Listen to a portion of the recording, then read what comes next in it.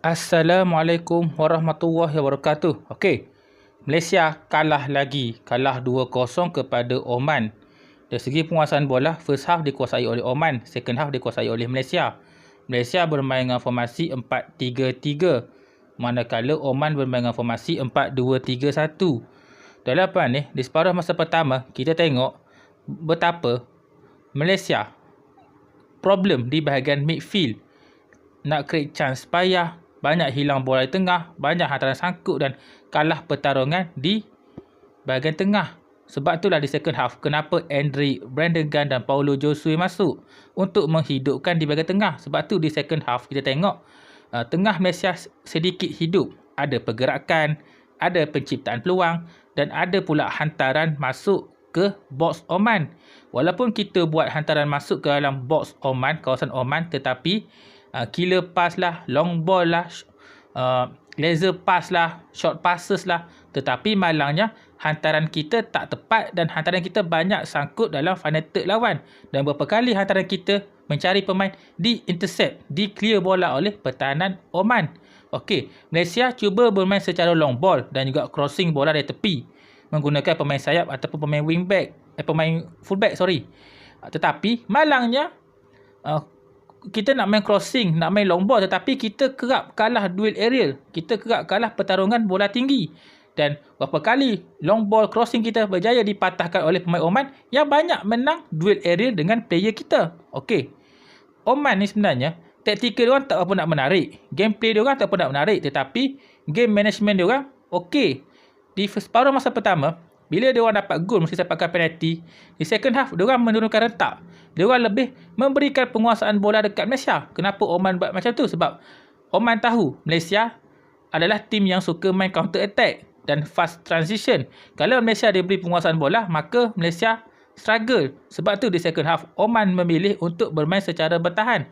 Dan sesekali diorang mencuri peluang menerusi counter attack. Dan apa yang Oman buat tu menjadilah di mana di separuh masa kedua, Malaysia terlalu menyerang menyebabkan Oman mempunyai peluang, mencuri peluang untuk beberapa kali siri serangan balas. Dan akhirnya, di penghujung perlawanan, Oman mampu mendapatkan gol kedua akibat kealpaan Malaysia dalam menyerang dan kesilapan ketika bertahan defensive error membolehkan Oman mendapatkan gol kedua sekaligus menang perlawanan tadi. Okey, untuk Malaysia, midfield kita kurang kreatif. Sehinggalah Endrick Dos Santos masuk, Paulo Josue masuk, Brandon Gunn masuk. Barulah nampak ada pergerakan, ada hidup sikit bahagian tengah. Tetapi malangnya, pergerakan kita banyak sangkut di final third lawan. Yang tu masalah pula kat situ. Okey, Malaysia ni pula, di second half, kita lebih bermain secara dengan menyerang. Sampaikan 2 pemain hanya di kawasan sendiri. Sampaikan 5-6 player kita masuk dalam kawasan Oman untuk lebih menyerang. Tetapi malangnya, attacking movement kita tak apa nak menjadi, dan juga berapa kali juga kita high press pemain Oman di second half. Berapa kali high press kita berjaya dilepasi oleh player Oman. Sebab tu di second half berapa kali kita kena counter attack dekat Oman, dan akhirnya di penghujung macam aku cakap tadi, Oman berjaya mendapatkan gol kedua. Oman ni pula, diorang bukanlah pasukan yang suka main high press. Diorang hanya press bila di middle block. Sebab press di middle block itulah menyebabkan di first half midfield Malaysia tak apa nak menjadi. Gagal berfungsi dibuatnya midfield Malaysia oleh medium block, medium press oleh pemain Oman. Okey. Malaysia di separuh masa kedua, kita cuba nak menyerang, tetapi kalau kita perasan first half dan second half, masalah Malaysia tetap sama, kurang support play. Kita tengok berapa kali Arif Aiman terpaksa menyerang secara bersendirian, dan berapa kali Faisal Halim juga menyerang terpaksa menggunakan kualiti individu sebab kurangnya support daripada rakan. Kalau ada support pun lambat. Jadi itu yang menyebabkan berapa kali pergerakan kita ketika menyerang daripada wide area berjaya dipatahkan oleh pemain Oman kerana kurang support play.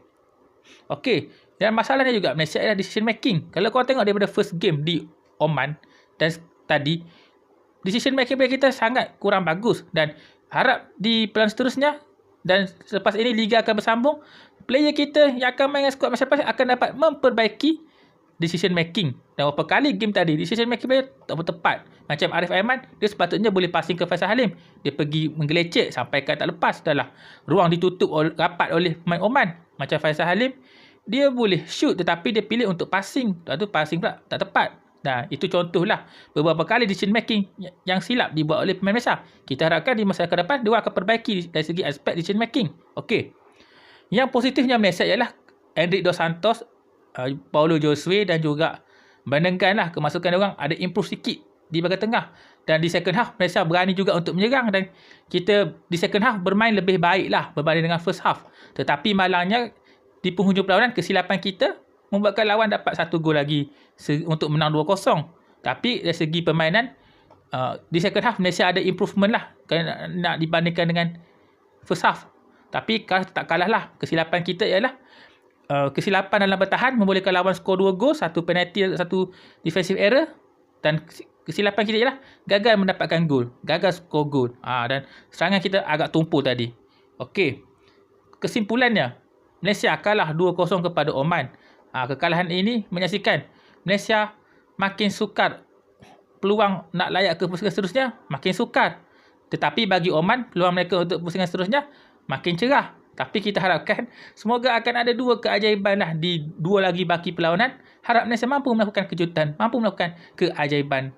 Okey, sekianlah konten kita kali ni. Kalau kau suka konten saya, boleh like, share, komen dan subscribe channel YouTube. Jumpa lagi. Assalamualaikum warahmatullahi wabarakatuh. Bye. Semangat, semangat, semangat, semangat. Assalamualaikum. Malaysia boleh, Malaysia boleh, Malaysia boleh, Malaysia boleh. Assalamualaikum.